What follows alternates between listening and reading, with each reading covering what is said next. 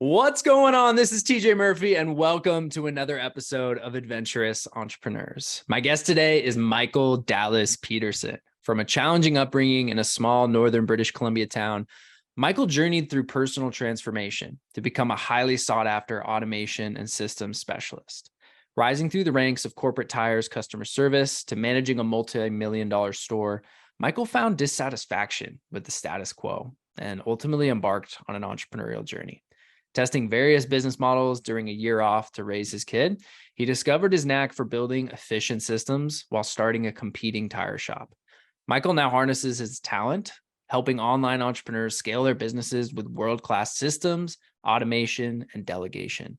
Just a few of the golden takeaways Michael shares in this episode are what a remote integrator is and why you need one, how a 30-minute complaint session can turn into a 6-month roadmap to solving the pain points in your business, radical transformation through nutrition, and why you should invest in mentorship and buy a boat for your mental health.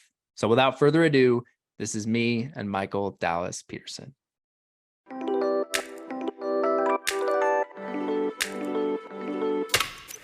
Welcome to the Adventurous Entrepreneurs Podcast. I'm your host, TJ Murphy. Since quitting my corporate 9-to-5 and starting a business while backpacking through Asia back in early 2017, I've had the privilege of learning from some incredibly adventurous entrepreneurs. Through these conversations and my own journey, I've learned that much like in life, entrepreneurship is an adventure. On this podcast, I explore the journeys of top-performing leaders in their fields. These wide-ranging conversations include tactical business advice, how I built this insights, lessons in leadership, life hacks, travel stories, favorite hobbies, and insights into living a purposeful and joy-filled life. Adventures await us, so let's dive in.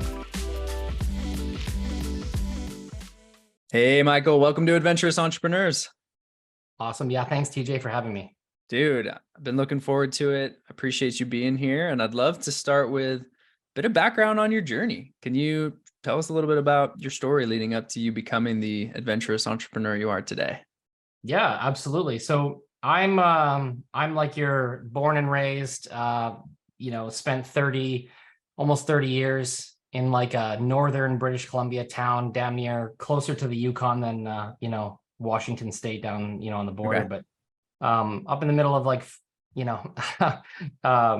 nowhere, if you will, like a forestry town and stuff like that. And I just got involved in the whole town and my whole family, alcohol, drugs, and all this kind of stuff. And so, to kind of, give some cliff notes, I went down the path of, in the hospital, comatose almost, dying of almost liver failure, things like that. And so I ended up needing like a massive change and stuff like that. And I ended up going to, boarding military academy for bad kids because I was doing stuff you shouldn't be doing. And ended up learning a lot of like discipline and a lot of ways of being able to control your emotions and being able to just listen and respect and things like this. And so I think, to start off my journey, I think it's really important to understand that I went through some crazy transformation for 4 years of my life. And I think that's a very important place to start. And so, from there, I ended up getting into corporate tires, customer service. I moved into management. We did big, huge, tall, 12-foot tall, mining truck tires all the way down to little tiny wheelbarrow tires.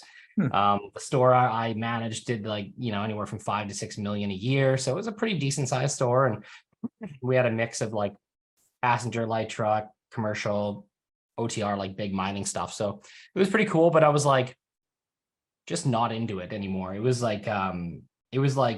working. I call it working for boomers. Cause what the problem was is everywhere you turn, they were just constantly, criticizing you or saying back in my day, or, my first son was born Back and they in told my me, day. yeah, exactly. Yeah. Cow patty to cow patty all the way uphill both ways. But it's they would say when my kid was just my first child was born, Elliot, and they were like, well, I was back to work before I changed the first diaper. And it was okay, good for you. Yeah, is that a flag to be waving around with pride? Yeah, congratulations. I imagine your relationship is great, but hey, Listen, I'm not going to do that. And so I just kept on, like, I got written up a couple times because they were like, you're not supposed to be leaving work this early, even though I was working like 12, 15-hour days, things like that, So anyways, it was just like, I'm done. So I quit, and I was just like, it was like an 8-year journey of like me moving my way up. I had like really good rank. I had really good bonus structure. I was making over 100K a year, just, managing a little tire shop.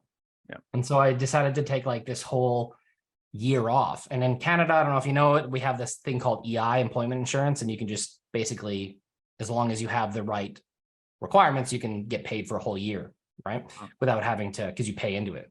Yeah. So I took off EI for a whole year and raised my kid. I was like, this is better than going to work and not, like, now I can raise my child for a whole year. So I took a whole year off, and I tried everything. I tried multi-level marketing. I tried, affiliate marketing. I tried, e-commerce, building an agency for marketing. I did, oh man, I did everything. Like, I did this weird Kijiji thing too. Like, I don't even know what it is anymore, but long-term, short-term, I did, like, you know what I mean? I tried it all. And the crazy thing is I was like mildly successful at all of these little tiny things, but I was just never like had the or like the zing or the social media presence or like the desire to like put myself out there in that way, that I never actually got far enough that I was like had a livable income. So I had to go back to work, and I ended up starting a brand new tire shop in spite of the place I quit.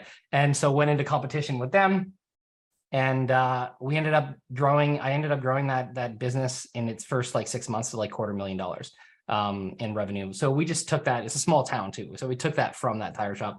But it was in that transition. I'm like wrapping up on this intro here, but it was in that like, building and getting the systems together and hiring the team and like getting the systems up and all this kind of stuff that I realized, like, this is what I'm really good at. Like, I'm not good at like the maintenance and sitting there day to day, just like kind of like, okay, like so-and-so showed up for work, or, you know what I mean? I'm like, it's just not into that. Like, I'm into the builds. I'm into like the new stuff, like how can we, change this or move this or, adapt this or whatever it might be, right? I'm making more efficient kind of thing, right? So I was like, I'm going to go back and do some of the system buildings instead of actually doing it for myself. I'm going to try and go back and do it for my acquaintances.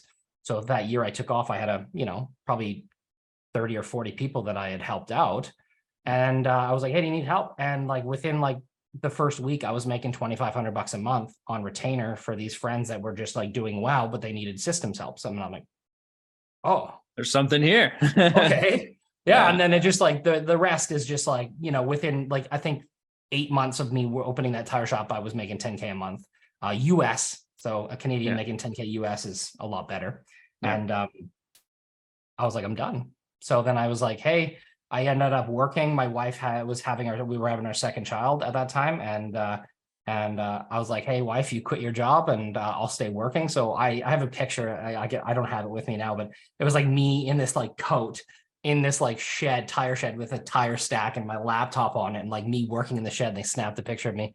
But I was like working in a tire shed, like taking calls for this business and stuff like that, and running the tire shop while my wife was at home and stuff like that. So grinded for that for a while. And then, eventually just was like, I'm done. I'm going home full time and going solopreneur for a while. So good for you, man. And to be able to bring your wife home, it's a true reward and a testament to creating something that's clearly working well for you. So let's bring it forward. Like what is this integrator business? And we'll get into what an integrator is here in a bit, but like what's the business all about? What are you focused on today here in June of 2023?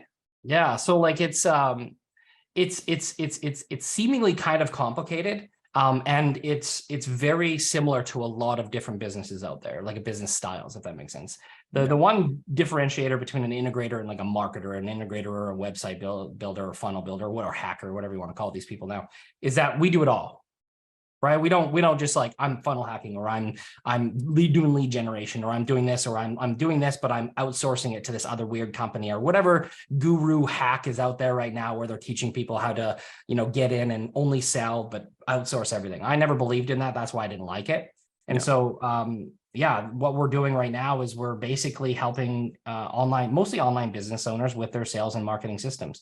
So we're setting up CRMs, funnels, websites, automations, integrations. We're doing hiring labor, so delegation, like getting virtual assistants inside where things can't be, automated. So, I come into a business and I like, there's a bit of a motto, and I don't know who it came from. It's a book I read, but it's eliminate what's not necessary, automate what you can, and then eliminate and then delegate what you can automate, right? And so that's what we do, man. We just, I guess, in a 30,000 foot view or whatever, that's basically in a nutshell. Yeah.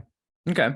So just for people to like even distill it down a little bit more, like what exactly is a remote integrator? I mean, it's everything that you just said, but like, what is it in its most simple form, and why do I need one in my business? Right. Yeah. So a remote integrator is just a fancy, I would call it like 2022 new term made up way of saying someone that's going to help out a business owner setting up like their CRMs, their email sequences, their funnels. They're going to connect forms. They're going to send out automated responses. They're going to send out automated text messages. They're going to get your website or your funnel optimized or something like that, right? Whatever it might be. They're going to get like into the Zapier or whatever it might be to make sure we're connecting more than one software so they talk to each other, and you do something here, it updates over here. You do something here, it updates there.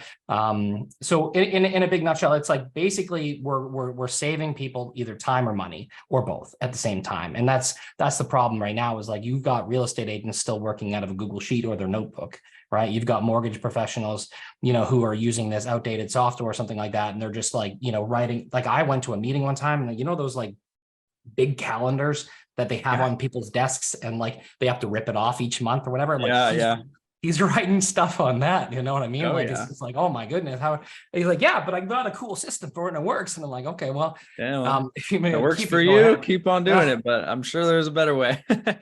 And so, and just out of habit, and just like my integrator brain, like the reminders you sent me today came from a CRM called Go High Level, right? So you use a CRM called Go High Level. I could tell right from like the beginning of it coming in. And so like, I literally, I don't know if I have anything right here, but I've been with High Level since 2018, right? And so I help people. I basically use High Level primarily, if I can, with business owners, and anything else that, any other businesses that can't, I'll use things like Pipedrive or Close.io, or I'll use Zapier, Pabbly, Integramat, or whatever I think it's called Make now, and Calendly, Schedule Once, whatever people want to use and whatever works best, because, aesthetics or this feature or that feature, whatever it is.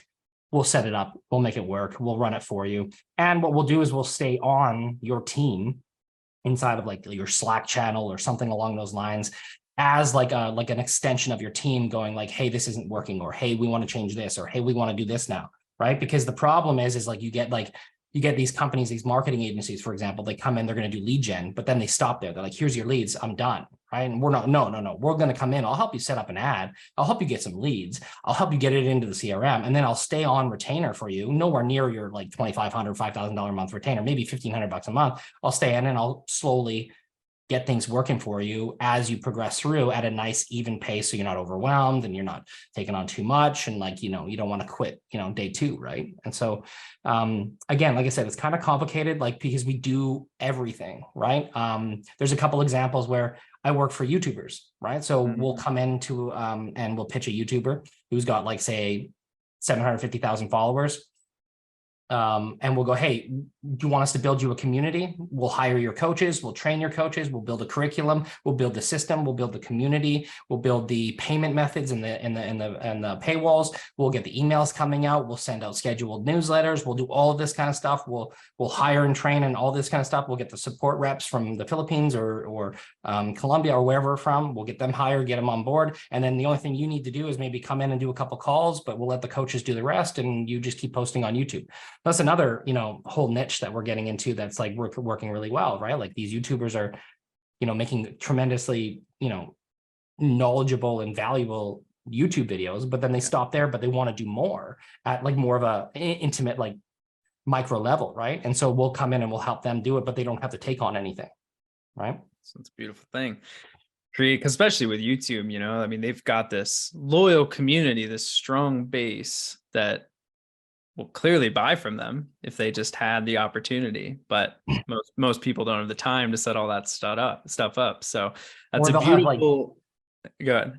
sorry, I was gonna say, or they have like a Patreon and it's got like 2 tiers and like, Yeah, and it's like, exactly. you get my videos early. And it's like, well, I'll just wait. Cool. I'll You know what wait. I mean? Yeah. You know what I It's like, mean? I So don't it's, pay for that stuff unless it's something I'm really, really passionate about. But yeah, like if you want to be early bird gets a worm kind of thing, sure, that makes sense. But at the same time, it's like, why don't they get that? And they also get, 2 weekly calls on XYZ topic and ABC topic this week, and then next week 2 more, and then maybe there's a Q&A or something like that, and then maybe we have a special article, or maybe we're summarizing YouTube videos into like with ChatGPT or something like that and handing them out as PDFs, whatever it might be, right? We're doing a ton of valuable things for them, right? So awesome. So when you start working with an online business to help fix, diagnose inefficiencies in their marketing and sales systems, or whatever they're having issues with, where do you start and what does that process look like? Can you walk me through it a little bit?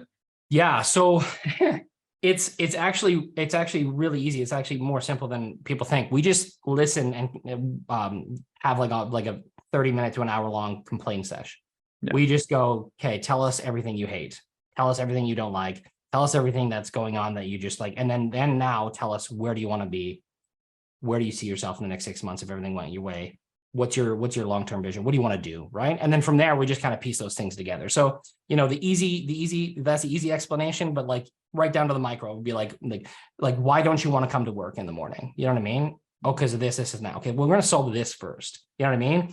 Okay, next, what's the next thing? You know what I mean? And then we move down the list and we just create this grocery list, I call it, right? Nice. And then what we do is we just go, okay, after we get this grocery list, okay, it's like, hey, listen, this seems like a lot of work to do in like 1 month, or whatever.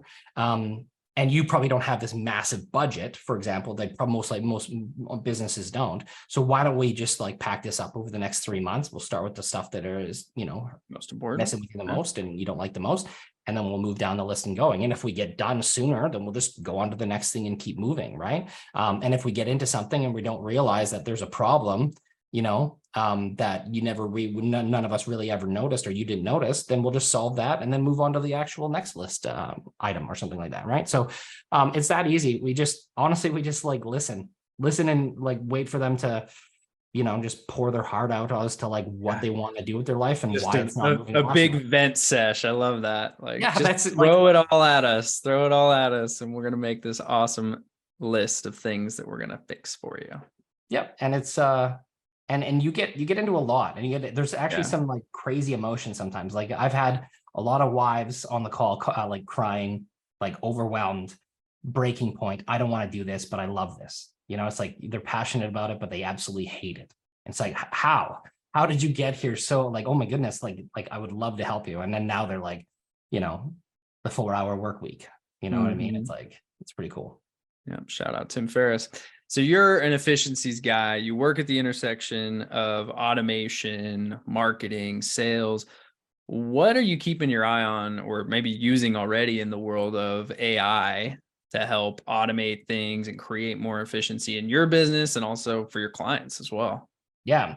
So AI is a bit of a touchy subject, not touchy subject for me, but I don't actually truly believe we have like a true AI out there. And I know there's a lot of people that are going to argue with me and stuff like that, but I truly believe it's like more of like a probability thing, right? It's more of like you're giving it instructions, it's going out into the world, and it's coming back with the most probable answer, right? And then you have to tell it whether it's good or not, or revalue questions.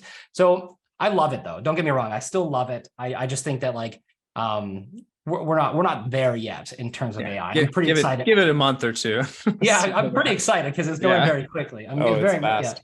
But mostly what I use AI for, and in my business specifically, is summarizing and coming up with really cool ideas. So I am on the board of directors for a yacht club here in my city, and just today I used ChatGPT 4.0 or whatever it is, to come up with some silly sailing jokes, because I have a Commodore's ball this Saturday and I have a speech that I have to do. So like, ChatGPT came up with some like, really cool, like funny, witty, jokes about sailing and all this kind of stuff. And, I'm doing the MC stuff, so I have to like, whatever. So I was just using that.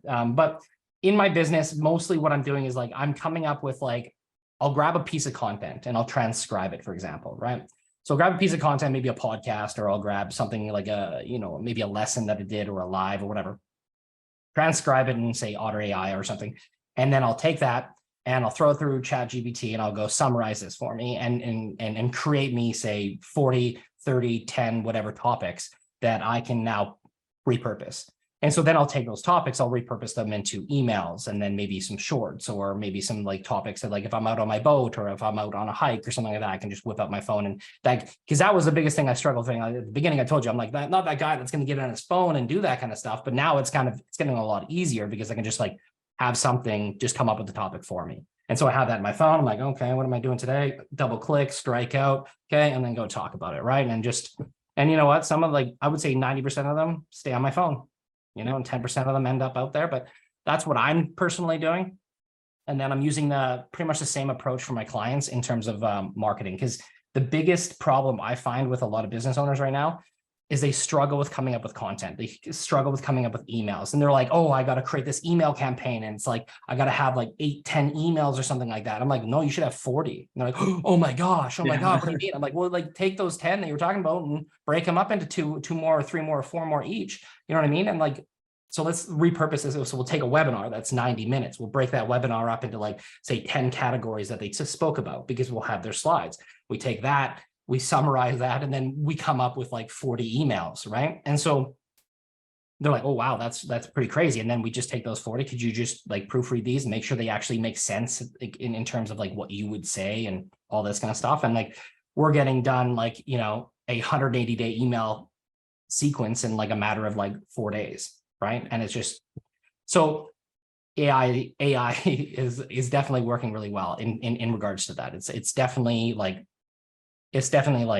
I would say a 10th, cut down, to make it like a 10th of what it used to be in terms of building these things up. No, for sure. We use it in a lot of the same ways. One thing, have you found a way, like with GPT, you've got the like character limit. So if I want to take, for example, this podcast transcription, it's going to be too long. Have you found a way to feed that into GPT and get around the character limit or use other tools for that?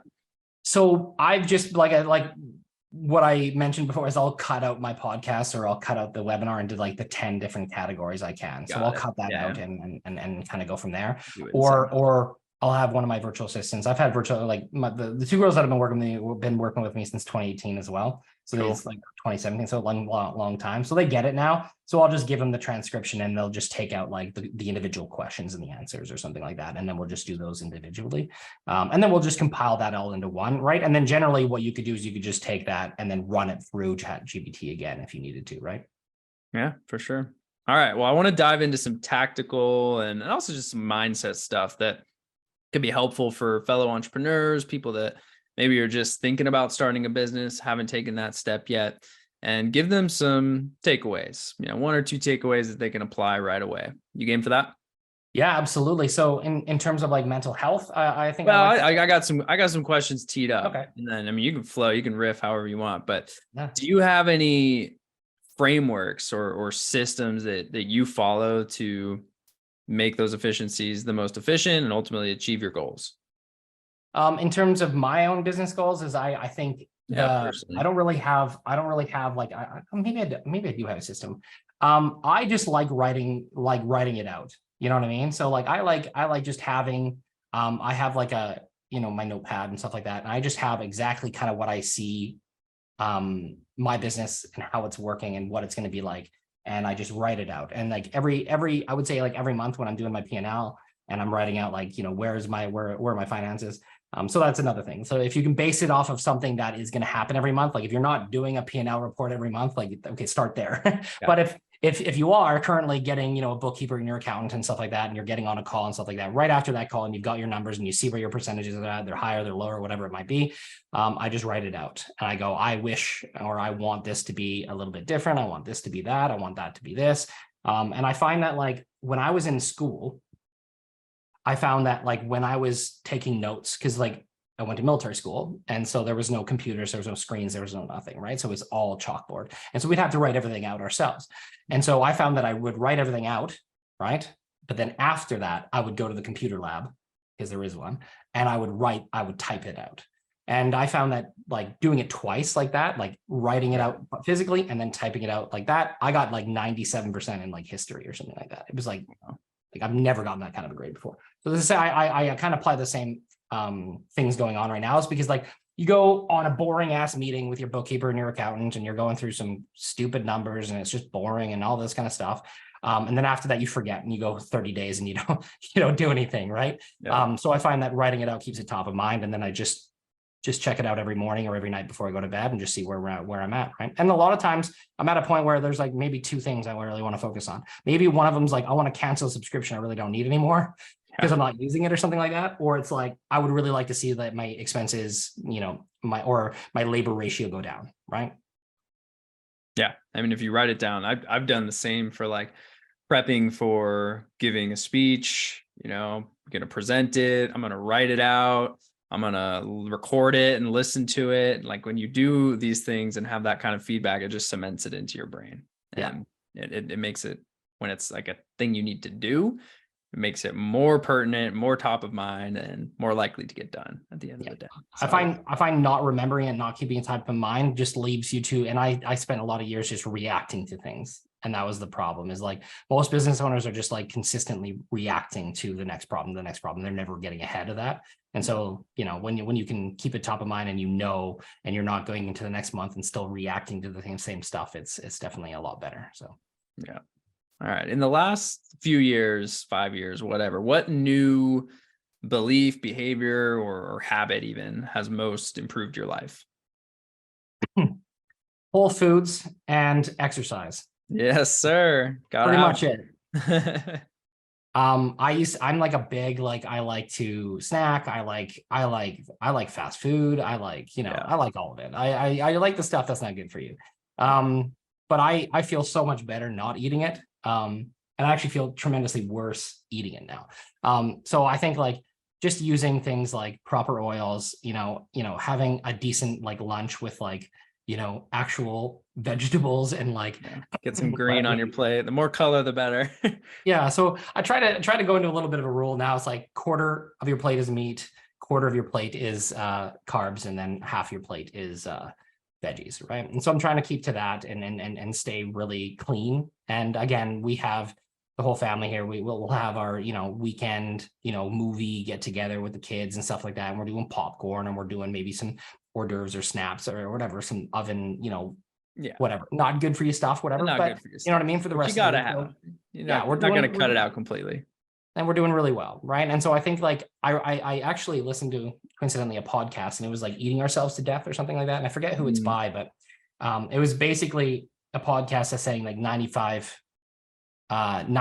of America has like a metabolism illness, right? Their body can't effectively metabolize what you're feeding it, right? Like the bad oils and like the processed foods and all this kind of stuff. And 75% of America is obese. And I'm like, oh.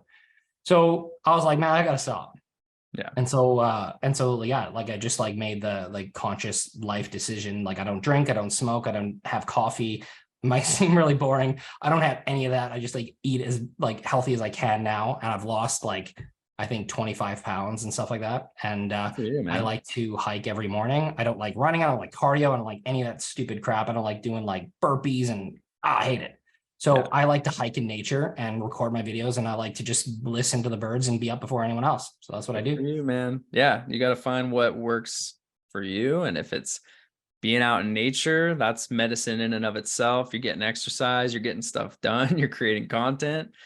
For me, eating well.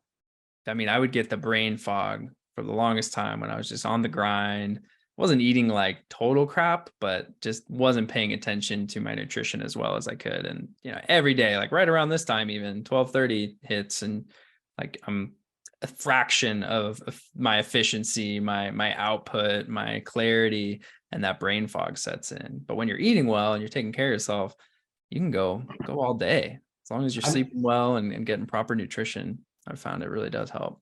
Totally. And I find it funny, or not fun. I definitely find it comical that like people are like, oh, you got to do fasting if you get brain fog, and don't eat in the morning and then only eating in the afternoon. And that way your morning is more energetic and all this kind of stuff. And I fasted for like 4 years. Yeah. I never ate breakfast, only ate like lunch, unless of course I was traveling or something like that. Right. And I'm like the opposite now. I'll skip lunch and I'll eat breakfast. And I just have like, I'll have like a big, huge like tomato, cucumber or whatever. Like I'll have like a big old sandwich or something like that. Just like no meats, no nothing, just like something like that. Or just like yogurt and fruits and veggies or whatever. Like I'll have like that in the morning or something like that. And mostly toast and the cucumbers and tomatoes and stuff like that. But like I'll just do that in the morning, and I find like I don't even need lunch. And then I might have a small snack or something like that before dinner or something like that, but usually don't. And that's it. And like I find that I don't get brain fog. Like I'm wired right now, I'm good to go. And I haven't, I had breakfast and stuff like that too. So I think that was crazy too. Like once you start changing up your diet and the food that you eat, the food that you're actually eating is actually going to energize you in the morning, and not just like inhibit you from thinking and sitting in the bottom of your gut, like doing nothing for you, right? So gotta think of it as fuel, because that's what it is. So all right, Michael. So this is a podcast about entrepreneurship, but one of the biggest hurdles that most people face, entrepreneurs, anybody, is living a well-rounded life and doing the things that bring us joy with the people we care about most. What does living a well-rounded life look like for you, and how do you find that balance? Yeah, that's the hardest thing I've ever had to do. So me too. like it's seriously, I don't even think I'm fully there yet, to be honest with you. Like I still, and I don't know. I think there's always going to be that perpetual like desire to always get better, right? And I think all entrepreneurs are like that, right? But I think a well-rounded work-life balance, all that is just, basically what we just spoke about with like food and nutrition and all that kind of stuff. And I find that like just having that dedicated, uninterrupted, no screen time with your children and your wife or your husband or whatever it is, and just turning shit off. And then, making sure that when you're going to work and when you're working, it's actually work and not just clicking around or pretending to be busy or doing those busy tasks that could have been delegated and you're not delegating it because you have trust issues or whatever it might be, right? That's been like huge for me, right? It's just like letting go of the things that just I really don't need to do and giving it to my VAs. Turning off the phone after work and just like playing, Minecraft with my kid, or going outside and like, gardening with him because he loves it now. Or like I have gold pans and stuff like that, and we're going through and finding garnets and like little flakes of gold and stuff, and he loves that too, right? And so going out for bike rides and stuff like that, just like that. I think that's it. And like I don't have any desire for like a crazy amounts of travel, Lamborghinis. I don't like, I have a little pontoon boat. It's like 23 feet. I don't know. It's not, you know what I mean? It's like secondhand. It's, it works. Got a 60 horse Merc on the back. It's not like 100 horse, it puts around, man. It's like, it's good, getting on the boat and swimming and actually doing, some lessons, or like, teaching my kids not to do this or what to do or look out for that or whatever. And I think that's my well-rounded. That's what I'm trying the most right now, is like mostly turning off the phone and just being present with them and teaching them things that I never really learned, right? So well, they're super lucky to have that, man. That is the ultimate gift to yourself, ultimate gift to them, carving out that presence and being able to just unplug. I mean, that's the biggest thing that I think most people need to do, is just set those hard boundaries. Like work ends at 5. Turn your phone off, shut the office door if you work from home, and go be or do whatever that thing is, being with your family, going There's out. a cool thing called like Opal. I don't know if you've ever heard of it, but it's an app, and basically, it locks you out. Yeah. You can set schedules and put the restraints on that shit. Cause like if you have zero self-control, and it's fine if you do, right? Just put the things in place that you need to, right? And like I guarantee you, there's absolutely zero emergency on the face of the planet, your work or whatever it might be, that's going to like completely implode your business. You know what I mean? Like as soon as I realized that, it was game over, right? Nothing's that big of an emergency. And if it is, it's somebody else's emergency. And you need to prioritize yourself. Have you ever heard of Whoop Band? WHOOP, Whoop band. It's No, kind of like a I don't think Fitbit so. or an Aura ring. Okay.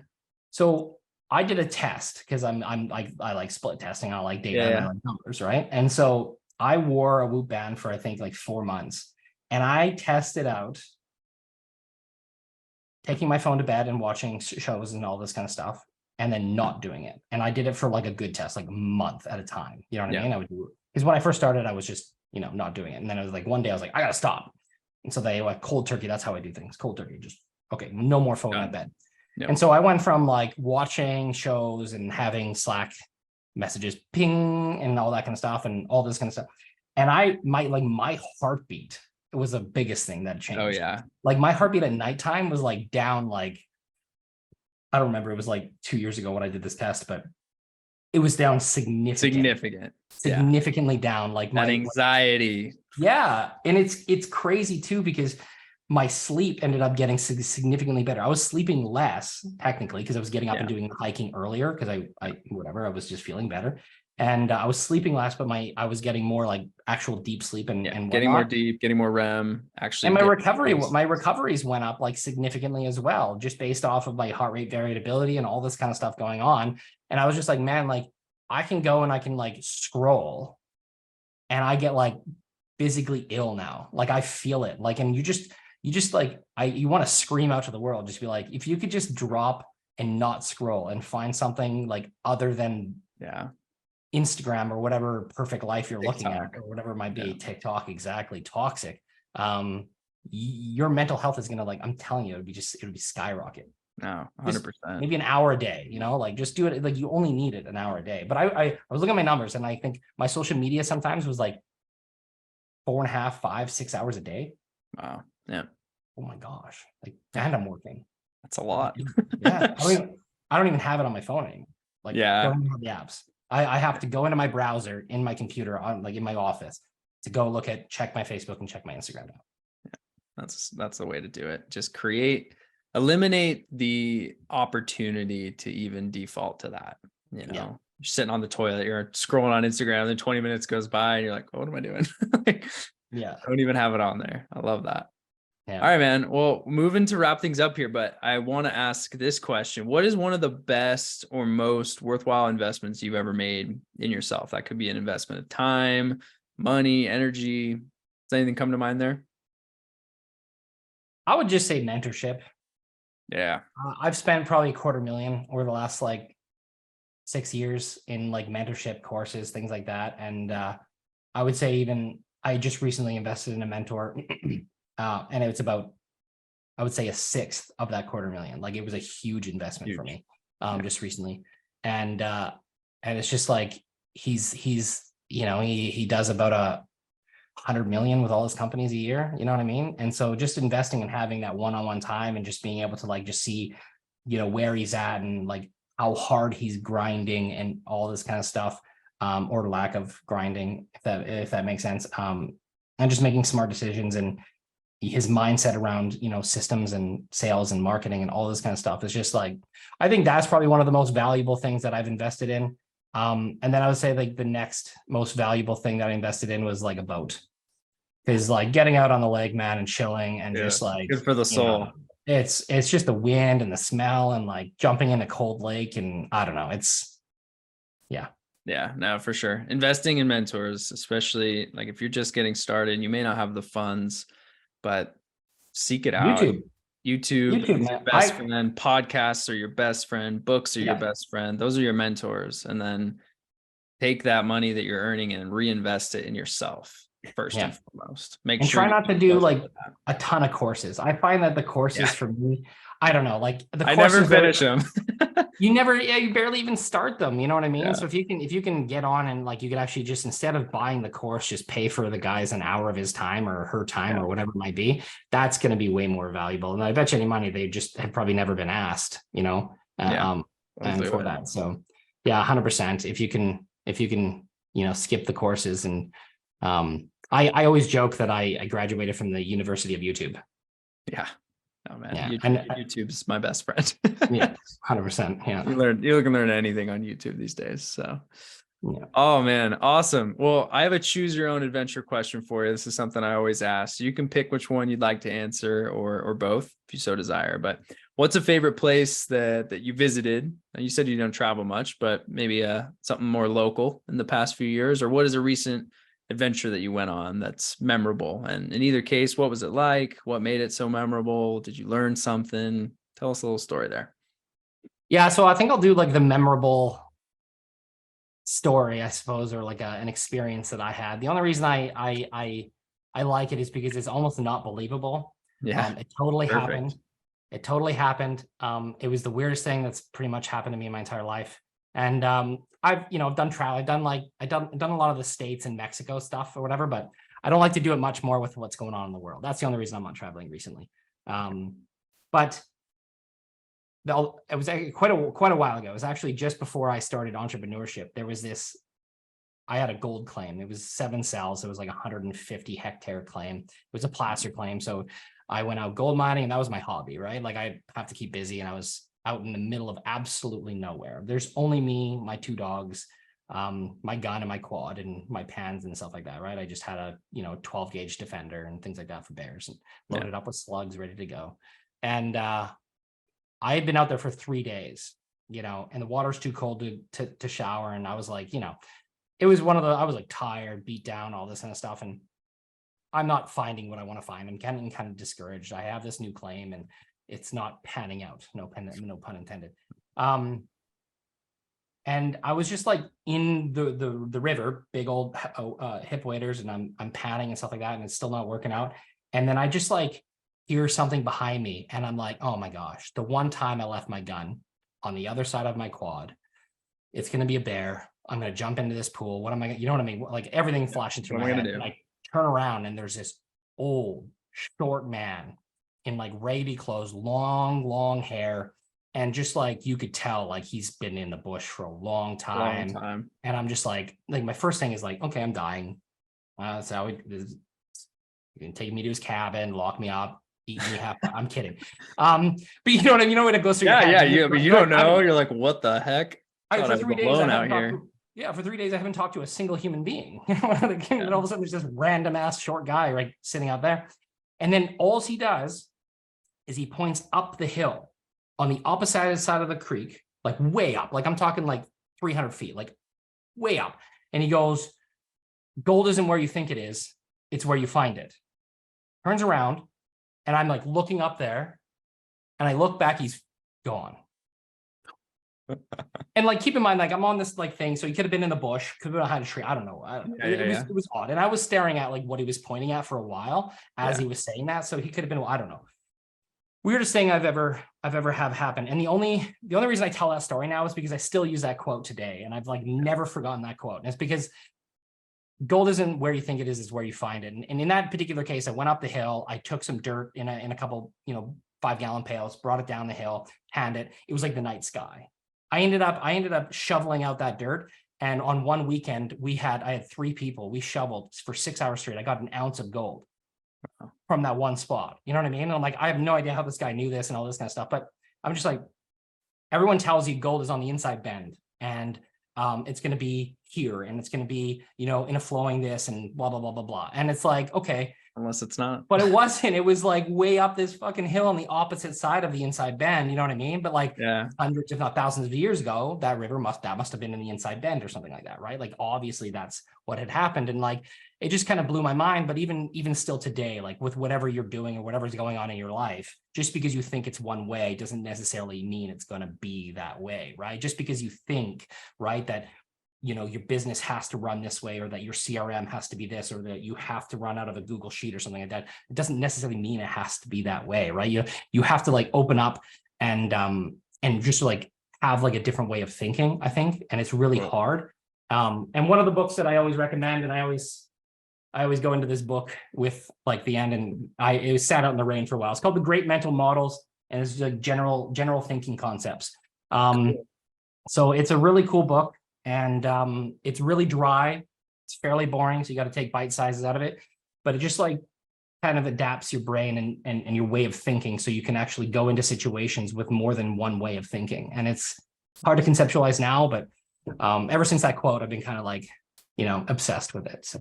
Nice. Well, I'm going to find it and put that in the show notes for everybody. So Yeah. Michael, this has been gold, man. Where can people find you, support you online, reach out with questions, website, socials, all that good stuff?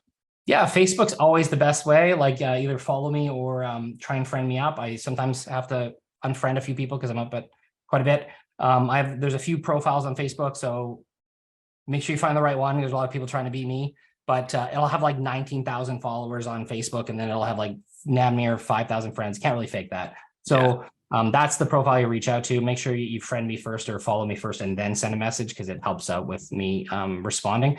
You can go to the integratoracademy.com if you want to become a remote integrator or learn how I do it, and have, supported my family and moved to Paradise in British Columbia to do it. And I would say that's pretty much it. Like, those are the two places that you can find me. You can book a call, or you can just message me with questions, and or if you're in the Kelowna, British Columbia area, hit me up and we'll take you out on the boat. So awesome, man. Awesome. Well, we'll put all that in the show notes for people listening. And Michael, appreciate your time, man. This was great. And we'll look forward to following your journey. Yeah, I appreciate you having me, man. It's been fun. To all of our Adventurous listeners, thank you for tuning in to today's episode. Please be sure to subscribe, download, and share this on social media or with someone you know will get some value from it. Leaving a review goes a long way in helping people find the show, and I personally appreciate reading them when they come in. So please go drop one if you have the time. We'll see you all next week, and remember, whether we're talking about business or the things that bring us joy outside of work, life is meant for exploring. So go out there and live it one adventure at a time.